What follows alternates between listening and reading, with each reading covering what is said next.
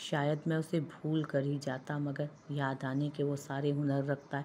वो अपनी बेइरादी और बेख्तियार हरकत पर हनूज मौजे बेयकीनी में न बर्द आजमाता।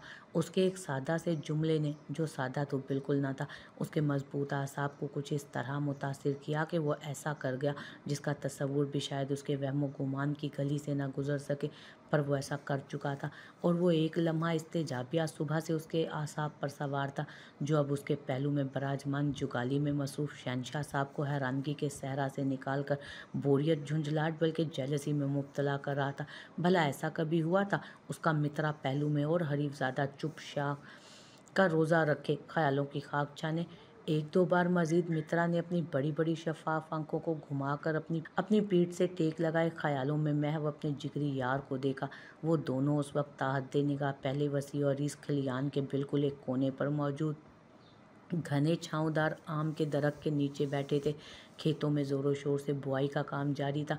सातों की रेत कुछ और सरक गई, और पर ख्यालों में खलल ना आया तो मजबूरन शहनशाह ने भारी सूंड को उठाकर उसकी गर्दन को जरा जोर से पटका। उफ, मित्रा, तोड़नी है क्या मेरी गर्दन? तो शहनशाह ने भारी सूंड को उठाकर उसकी गर्दन पर जरा जोर से पटका। ओफ, गर्दन तोड़नी है क्या मेरी मित्रा? नतीजतन बिलबिलाकर वो मुतवज्जो हुआ, पर जरा जो मित्रा साहब शर्मिंदा हुए, मस्त जुगाली करते हुए एटीट्यूड में चले गए। क्या मसला है? अब बक भी चुको, अब माथे पर आंखें क्यों सजा ली हैं? वो पूरी तरह मुतवज्जो था तो अब मित्रा साहब भाव खा रहे थे। मित्रा, मैं तुमसे बकवास कर रहा हूँ, सुनाई पड़ रही है आवाज़, या बड़े बड़े कान दांतों की तरह दिखावे के हैं फ़कत? अपनी उस हरकत की झल्लाहट में वो शहनशाह के बड़े कान झल्ला कर बोला, तो वो जवाबन मोटी मोटी आंखों में खफकी लिए घूरने लगा, जैसे कह रहा हो कि सुबह से मुझे नज़रअंदाज कर ख्याले यार में खोए हुए और अब ज़रा सी तवज्जो खुद चाहिए तो बेभाव की सना रहे हो। सॉरी यार, वो बस ऐसे ही। सूंड सहलाता वो सर झटक कर मुस्कुराया। जवाबन शहनशाह भी मजीद भाव खाने की बजाय उसकी गर्दन के गिर्द नरमी से सूंड का हिसार डालता मामला रफा दफा कर गया। वो दरअसल हकीम साहिबा वापस आना चाहती हैं कॉटेज में, उन्होंने खुद ऐसा कहा बखुशी, और मेरी समझ नहीं आ रही वो हवेली का भरा पूरा माहौल, आसाइशात आसाइशात छोड़कर मेरे मामूली से कॉटेज को क्यों तरजीह दे रही हैं? सूंड सहलाता वो पुरसोच अंदाज में मुस्तफसर हुआ। जवाब में शहनशाह का अंदाज ऐसा था जैसे कह रहा हो कि अहमक, मैं क्यों तुझ बद मिजाज को देता हूँ? देख, तू मेरे साथ हर जगह जाता है, मेरे साथ सारी ख्वारी उठाता है, क्योंकि तू पागल है, मुझसे प्यार करता है। पर वो तो बाशऊर और बकौल जी जान के इंतहाई समझदार है, और वो मुझसे तेरी तरह प्यार, रवानगी में कहते वो सटपटाकर लब दबा गया तो तवज्जो से सुन रहा मित्रा पुरजोसा अपनी सूंड गर्दन से खींचकर बड़ी बड़ी आंखें फैलाता कोई इशारा देने की कोशिश करने लगा। फजूल की बातों पर पुरजोश मत हुआ करो अहमक। शर्ट झटकता वो कतरा कर तमतमाता चेहरा लिए फौरन ही खड़ा हुआ, पर शहनशाह ने फौरन उसके पैरों के गिर्द सूंड लपेटकर उसके कदम उठाने से उसे बाज रखा था।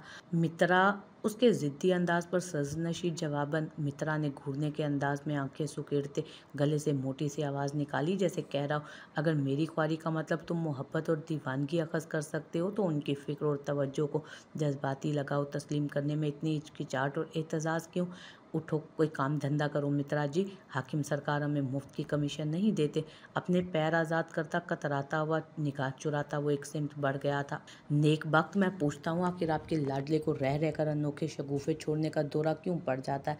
इंसान का बच्चा आखिर इंसानों की तरह बर्ताव करना कब सीखेगा?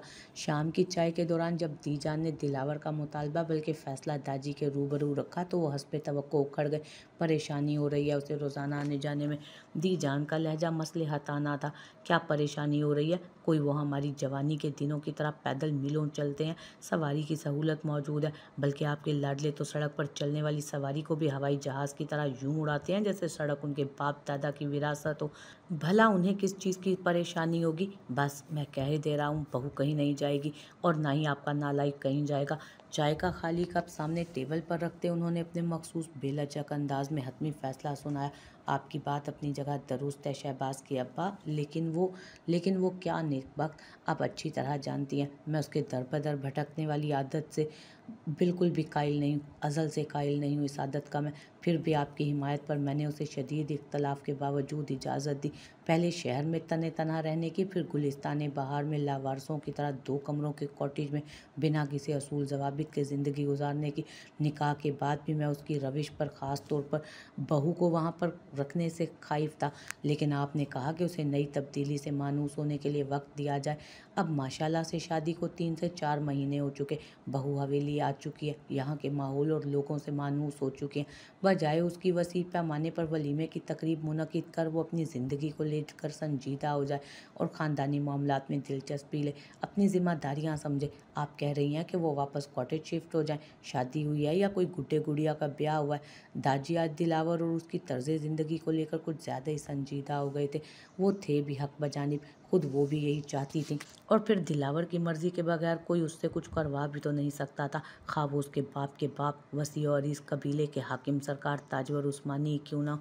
तभी लम्हाती तवक्कुफ़ लेकर लिलजाजत से बोली, इसमें कोई दो राय नहीं, आपने हमेशा उसे दीगर बच्चों के मुकाबिल ज़्यादा आज़ादी दी है, लेकिन उसके हालात भी तो दीगर बच्चों से मुख्तलिफ रहे हैं ना। और सबसे अहम, इससे पहले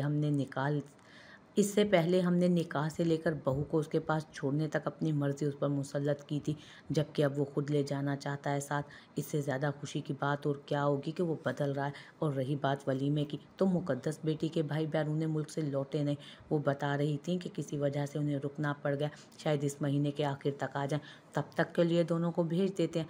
रसानियत और आजिज़ी के साथ कहते उन्होंने उनके मज़बूत हाथ पर नरमी से हाथ रखा। ये इनायत सरासर उनके संगलाख फ़ैसले में लचक लाने के लिए होती थी, जो अक्सर वो फ़ैसला अपने लाडले के ख़िलाफ़ जाने पर करती थी। हाँ, बताया था हाजी साहब ने, उस बच्चे के पहले इम्तहानात आगे हो गए थे और अब दस्तावेज़ात का कोई मसला आ गया। लेकिन इसका मतलब ये नहीं कि वो मनमानी करेगा अब। वो अपने मौक़िफ़ पर अब भी कायम थे। शहबाज के अब्बा मान भरा मिन्नताना अंदाज़ अपनाया गया। नेक बख़्त आप उसकी मोहब्बत में अंधी हो चुकी हैं, आपको समझ नहीं आ रही, लेकिन मैं आँखें रखता हूँ, दुनिया आँखें रखती है। हम किसी की बेटी को अपनी बहू इस हवेली की इज़्ज़त बना कर लाए हैं। लोग क्या कहेंगे? हवेली में बहुओं के साथ मसावी सलूक रवा नहीं होता। माज़ी के नाखुशगवार हालात के बाइस आपका लाडला दानिस्ता या गैर दानिस्ता जिन महरूमियों का शिकार हुआ, आप क्या चाहती हैं उन्हीं महरूमियों और इम्तियाज़ी सलूक का शिकार वो बच्ची भी हो? दाजी के फिगार लबों पर किसी आह और कसक की तरह अरसे बाद माज़ी का तल्ख़ ज़िक्र आया था। बाखुदा मैं ऐसा नहीं चाहती। वो पल में तड़प उठी थी। बूढ़ी आंखों में ठाठे मारता समंदर आया था। मैं भी माज़ी के बाप दोहराना नहीं चाहता नेकबख्त। माज़ी के हालात की ज़िम्मेदार हमारी तरबियत थी, हमारी सख्तियाँ थीं जो मैंने भी की। जो भी थी उसे बदला नहीं जा सकता, पर हाल में उनको दोहराने से बाज तो रखा जा सकता है ना। उनके लहजे में बैक वक्त अज़्म व मलाल का इम्तज़ाज था। औलाद की तरबियत असल माँ की ज़िम्मेदारी होती है शहबाज के अब्बा, और मेरी तरबियत में न जाने कहाँ कमी रह गई जो आज ये ऐसे हैं। उनके पस्त लहजे में पशेमानी की नमी थी। नहीं नेकबख्त, खुद को इल्ज़ाम ना दे। औलाद की तरबियत वालिद वालदा दोनों की बराबर ज़िम्मेदारी होती है। तड़प कर सख्ती से टोकते उन्होंने उनकी झुर्री ज़दा चेहरे पर फिसलते आंसू को अपनी चादर से जज़्ब किया था। ऐ मेरे खुदाया, ये मेरी गुनाहगार आंखों को क्या दिखा रहा है तू? दुहाई की बुलंद आवाज़ हस्बे साबिक़ैन मौके पर आई। तुम दरवाज़ा खटखटाने की तमीज़ कब सीखोगे? दादी की तेवरियाँ चढ़ी थीं, जबकि दीजान अपनी आंखें खुश करने में लगी थी। दरवाज़ा खटखटा कर आए मेरे दुश्मन, मैं तो हक से धड़ल्ले से आऊँगा। जिसे जो करना है बस शौक कर ले। कॉलर चढ़ाकर आंखों से दुश्मन की निशानदेही करता वो आकर दाजी और दीजान के दरमियान बची जगह पर पड़े। बड़े बेतकल्लुफ़ाना अंदाज में बैठा, कम नीम दराज ज़्यादा हुआ। क्यों नेकबख्त? साथ तायद चाहिए, जिस पर दीजान मुब्बम सा मुस्कुराती उसके बाल सहलाने लगी, जबकि दाजी सुलग कर गीली लकड़ी हुए। अपने चहीते को अपनी ज़ुबान में समझा दें, अब मज़ीद उसकी मनमर्जियाँ नहीं चल सकती। लिहाजा ना ये ना बहू कहीं जा रहे हैं। जेलसी को साइड पर रखते दाजी ने जलाल को अवध लाते हुक्म जारी किया, बहू नहीं तो आपकी बीवी को साथ ले जाऊंगा। बाखुदा इनकी मौजूदगी से ज़िंदगी बहार हो जाएगी। संजीदगी को गोया हवा में उड़ाते वो अपनी तान खींचने के साथ उसने दादी का हाथ चूमते हकीकतन उन्हें पतंगे लगा दिए थे। नेक बख्त ये, उन्होंने दांत कचकचाए। आपको शहबाज से कोई बात करने जाना था ना, आप वो कराएं। और रही बात बच्चों की, तो वो कुछ दिन घूम फिर कर आ जाएंगे। दी जान ने हल्के फुल्के अंदाज में दोनों की ठनने से पहले इस सिले का सुलह का परचम लहरा दिया था। घूमना फिरना है तो किसी घूमने फिरने की जगह जाए। जंगल बयाबान में नीम अकल लोग आवारागर्दियां करते हैं और साहबजादे कद कुकड़ियां मारने की उम्र फलांग चुके हैं। शाने पर शॉल दरुस्त करते दाजी करख्तगी से हनूज अपने मौक़िफ़ की पैरवी कर रहे थे। उनकी संजीदगी पर दीजान ने परेशानी से दिलावर के चेहरे को देखा, जिसकी शोखी की जगह गंभीर संजीदगी ने ले ली। मेरा बजट इतना नहीं कि घूमने की अयाशियाँ अफोर्ड कर सकूं। वो सीधा हो बैठा। तुम्हारे बाप दादा ने ये जागीर कब्र में ले जाने के लिए इकट्ठा नहीं की। दाजी उसकी रुखाई पर सही से तंग गए थे। जो उसके वारसीन है वो राज कर रहे हैं। वो सख्त तासुराल ये दीजान के पहलू से उठ गया। दीजान उसका हाथ तक नहीं थाम सकी। और तुम कौन हो? जवाब निदार। कल तन्हा थे तो ये कह रहे थे कि चल गया। आज बीवी है ये कह रहे हो कि चल जाएगा। कल बच्चे होंगे तो क्या कल भी यही कहोगे? आखिर अकल कब आएगी तुम्हें? उसकी हर धर्मी जज्बातीपन न जाने क्यों आज दाजी को इस कदर मुश्तिल कर गया था। जो वो बाजू से झिझोर कर मुस्तफसर हुए उसे। दीजान सरासीमा से उठ खड़ी हुई। आपकी उसकी आप फिक्र मत करें। उसने बड़ी नरमी से अपना बाजू उनके सख्त शिकंजे से आज़ाद किया। फिर स्पाट निगाह बराह रास्त दाजी के गुस्से और इश्तियाल से सुलगते सुर्ख चेहरे पर टिकाई। मैं अपने बाप जैसा बाप नहीं बनना चाहता, ना ही अपने जैसे दूसरे किरदार से इस कहानी को मुतारिफ करवाने की मेरी कोई मंशा है। लिहाजा मुझसे ऐसी कोई उम्मीद ना रखी जाए। मैं हरीफजादा अपनी कहानी का नापसंदीदा तरीन किरदार हूँ और एक कहानी के लिए एक हरीफजादा काफ़ी है। तो ऐसी किसी सूरत हाल का कोई सवाल ही नहीं उठता। पिघलते शीशे की मानित दोनों की समातों पर अपने अज़ाइम उड़ेलता वो लंबे लंबे डग उठाता निकल गया था। शहबाज के अब्बा ये क्या कहकर गया? इसे ऐसा तो नहीं कहना चाहिए था और आपको उसको इतनी सख्ती से नहीं पेश आना चाहिए था। मैं नहीं चाहती थी। वो मिजाज का तेज़ है पर दम साधे उनकी बात सुन रही थी। जान का तनफ़ुस बुरी तरह मुंतशिर हुआ। हाजरा हाजरा। दाजी ने सिमट कर उनके दोनों शानों पर नर्म गिरफ्त बनाते उन्हें शांत करना चाहा। पर वो आपको बुआई से पहले ज़मीन को हमवार करना पड़ता है और उस मरहले में सख्त मिट्टी को ढीला करने के लिए कुछ सख्ती से काम लेना ही पड़ता है। उनके यकीन दिलाते लहजे की गहराई में बहुत कुछ पिना था जो फ़िलहाल शायद वो बताना नहीं चाहते थे। आप वाकई में जा रही हैं? मिज़राब और मीराल उसे सामान समेटता देख हैरान हुई। दीजान से मिली इत्तला की लफ्ज़ी तस्दीक के लिए वो आई थीं, पर यहाँ अमली नमूना देख दोनों तेज़ी से करीब आए। जी, पर क्यों? मिज़राब एहतजाजी हुई। अब इस क्यों का हम जवाब क्या दें आपको? वो मुबहम सा मुस्कुराए। किसी ने कुछ कहा आपसे? उसका अंदाज खोजता हुआ यकीन समेटे। लहजे भर के लिए मुकद्दस तो मुकद्दस। मीराल तक भौचक्का रह गई थी उस पर, लेकिन फिर मुकद्दस ने नफ़ी में सर हिलाकर हंस दी तो लब दबा गई वो। आप ये क्यों पूछ रही हैं? सवाल बाय सवाल था। मीराल की निगाह मिज़राब पर गई, जिसकी शफ़ाफ पेचानी पर वाज़े बल थे, जैसे कोई ख़याल अल्फाज के पैरहन लपेट कर लबों तक आया, पर मसलहत आवाज़ तक रसाई करने नहीं दे रही थी। क्या फ़र्क पड़ता है जब आप जा ही रही हैं? वो नरोटेपन से बात बदल गई। अब जितनी मुँह फट सही, थोड़ी कह सकती थी कि मैंने अपनी माँ का सर्द रवैया तुम्हारे साथ महसूस किया, जो हुक्म की कायल है, लिहाज और रिश्तों के तकद्दुस से ज़्यादा। फिर गुनगुनाता फ़ोन लेकर वो खफा खफा सी बाहर की सिम भर गई तो मिराल उसकी सिम मुतवज्जो हुई। दीजान काफ़ी उदास हो गई हैं। आप लोगों की वजह से खुश रहने लगी थी। उसके बराबर बैठकर कपड़े तय करती मिराल सादगी से बोली। हम कोई दूर थोड़ी जा रहे हैं, यहीं तो होंगे, बस हवेली नहीं होंगे। आप वाकई दिलावर भाई की वजह से जा रही हैं कि उन्हें रोज़ाना हमलो नकल के लिए मसला हो रहा है? हमें समझ नहीं आ रहा सबको इस जवाज़ पर इतना शक क्यों है। वो हैरानगी समेटे मुस्कुराए। शायद ये जवाज़ इतना पायदार नहीं है इसलिए। मीराल का अंदाज कुछ तशवीश समेटे हुए था। दफातन दिलावर अंदर दाखिल हुआ। यकीनन वो मीराल की बात भी सुन चुका था। हो गया आपका? जी। वो बैग का जिप लगाती हुई खड़ी हुई। वो बैग लेकर बाहर निकल गया तो पीछे जल्दी से वो भी हिजाब के बाद नकाब करती मीराल के हमरा रूम से निकली। दिलावर बैग लेकर जीप में रखने चला गया था, जबकि मुकद्दस किचन में आ गई थी, जहाँ हस्बे दस्तूर रिजवाना बेगम लफ्ज़ी एक काम में जुटी थी। ये हमने अपने अब्बा से नुस्खा पूछकर आपके लिए बनाया था। हमें खुशी होगी अगर आप इसे कबूल करके इस्तेमाल करें। उनके मुतवज्जो होने पर उसने बड़े मान और लिजाजत के साथ उनकी जानिब एक छोटा सा लकड़ी का बना बॉक्स बढ़ाया, जिसे बादल नखास्ता वो थाम गई। दीजान ने उसे साथ लगाकर आबदीदा होते हुए उसकी तरफ देखा, जबकि रूम में वो उन्हें असल वजह बता चुकी थी कि हवेली का माहौल दिलावर की बचपन की तलखियों के कोड़े हमा वक्त उस पर बरसाता है। इसलिए वो यहाँ से जाना चाहती है, जहाँ वो ज़िंदगी को समझ कर जीता है, जहाँ उसने अपने लिए मखलिस रिश्ते बनाए हैं, साजगार माहौल बनाया है, जहाँ किसी के लफ्ज़ों के तीर उसके दिल के आर पार जाने को तैयार नहीं रहते, लेकिन दीजान तो दीजान थी। हॉल में उस सबसे कतई लाताल्लुकी चाय की चिस्कियाँ ले रहे शहबाज के पहलू में बैठे शिराज उस्मानी हस्बे साबिक निगाह झुकाए बज़ाहिर यहाँ बैठे थे, पर मुस्मइल चेहरे पर छाई सोच की परछाइयाँ उनके ज़हनी तौर पर गैर हाजिर होने की गुमाज थी। उनके बराबर में बराजमान बज़ाहिर मुअद्दब नाज़मा बेगम के भिंचे नकूश उनकी अंदरूनी कैफियत की बेहतर अक्कासी कर रहे थे। वो बारी बारी सबसे मिली, सब उसके जाने से उदास थे। अखलाकन वो नाज़मा बेगम के करीब आई, जिन्होंने दीजान के ख्याल से सर को जुम्बे से सलाम का जवाब तो दिया, ताहम मुरव्वतन तासुरात नहीं सुधार सकी। उन जैसी अनापरस खातून भला किस तरह बर्दाश्त कर सकती थी कि एक कल की आई लड़की उनकी अना पर अपनी खुद एतमादी से कारी वार कर उनकी जहनी उड़ान तक रसाई की खबर उनके मुंह पर बेशक मुहज़्ज़बाना अंदाज में मार कर पूरे मान और वक़ार के साथ उनके सामने से गुजर जाए। वो इक़्तिदार, वो अहद, वो गद्दी जिसके ताक़ुब में, जिसे समेटने में उन्होंने पूरी ज़िंदगी फूंक दी थी, उस सब को एक हकीर निगाह से ठुकरा कर वो उस शख्स के साथ को तरजीह दे जिसे कभी हवेली के वारिस के तौर पर तो दूर, मुलाजिम जितनी अहमियत देना भी ज़रूरी नहीं समझा।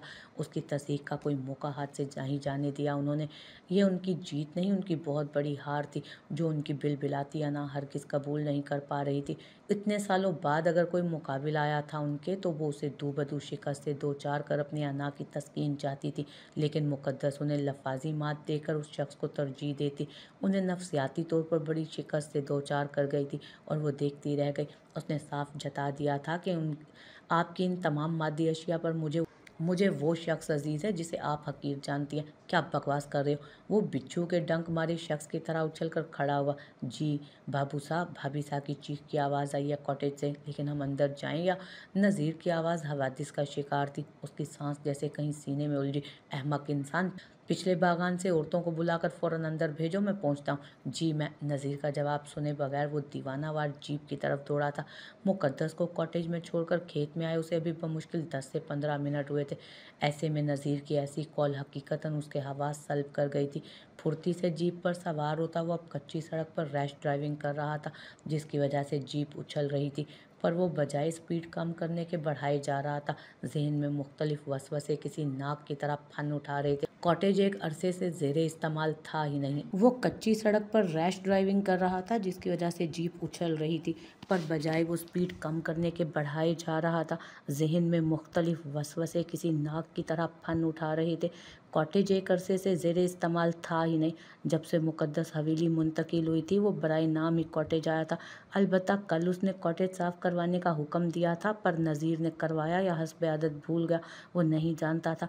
ऐसे गैर वाज़े ख़याल और अंदेशे उसकी फ़िक्र इस्तराब में फड़फड़ाती शरियानों में लहू की गर्दिश और दबाव को बतदरीज बढ़ाए जा रहे थे। उसकी जेब गुलिस्तान बहार में दाखिल हुई तो कॉटेज के बाहर वहाँ के तकरीबन सभी मर्द मुलाजिम खड़े थे। उसी के उजलतन जीप से बरामद होते ही नज़ीर हालात की नौयत बताने आगे बढ़ा, पर वो गर्मी की लू ज़दा बेचैन हवा की मानित कॉटेज की सीढ़ियाँ फलांगता चला गया। अंदर कदम धरते ही पहली बेताब निगाह बेड पर जर्दी माइल चेहरे के साथ बैठी उस दुश्मन जान पर ठहरी, जिसने हकीकतन उसकी जान निकाल दी थी। ठीक है आप? वो मुस्तरबाना बेड की तरफ लपका था, जिस पर मुलाजमाएं मुआयना कर रही लेडी डॉक्टर तक चौंक कर मुकद्दस से अलग हुई थी। क्या हुआ है आपको? मैं कुछ पूछ रहा हूँ। आप बिफरे तनफ़ुस और सुलगते अज़लात संग वो बेकरार निगाहों से उसका जायज़ा लेता, कत्तई इर्द गिर्द का शऊर भुला बैठा। मैं आपसे कुछ पूछ रहा हूँ, क्या हुआ है आपको? और ये उसका जवाब देने की बजाय हैरानगी से तख्ते पर बिगड़ते हुए उसकी निगाह दाएं पैर पर गई तो यकायक वो ठिठक गया। इनके पैर पर कोई भारी चीज़ गिर गई थी। परेशानी की कोई बात नहीं, मामूली सा फ्रैक्चर आया, मैंने पट्टी कर दिया और दवाई भी लिख दिया। कुछ दिन चलने फिरने में एहतियात करें, और अगर आप चाहें तो तसल्ली के लिए एक मरतबा शहर जाकर एक्सरे भी निकलवा सकते हैं। उसकी फ़िक्र और तेवर को देखते डॉक्टर ने मुकद्दस की मुश्किल आसान की, लेकिन वो बजाय डॉक्टर की जानिब मुड़ता शुक्रिया या कुछ पूछ-गूछ करने के लिए मुड़ने के हनूज़ जर्द चेहरे को घूर रहा था, जो कन्फ्यूज़ हो रही थी। अपने बेपरवाह और जग से बेगाना मिजाज में मस्त रहने वाले जलाली हरीफजादे को किसी इंसान के लिए इस कदर फ़िक्रमंद बल्कि दीवाना देख सभी मुताज्जिब थे तो हंस भी उठा रहे थे, जिसके बाइस उनकी लबों पर दबी महजूज कुन हंसी मुस्कुराहट मुकद्दस को ठीक ठाक खिफ़त में मुब्तला कर रही थी। उसे अपनी बजाय दुर्जीदा निगाहों से अपने पीछे देखता देख वो तेवरियां चढ़ाई मुड़ा तो सबकी मुस्कुराहट पल में सिमटी थी और सरासीमगी में बदली। हम फिर आ जाएंगे छोटी बेगम सा, उनमें से एक औरत उजलतन कहती। फौरन दहलीज अबूर कर गई तो यके बाद दीगरे सभी ने कमरा छोड़ दिया। डॉक्टर साहिबा भी लबों पर अहम हिदायत दबाए। 9 2 11 हो गए। अब बस वो दोनों बच गए थे।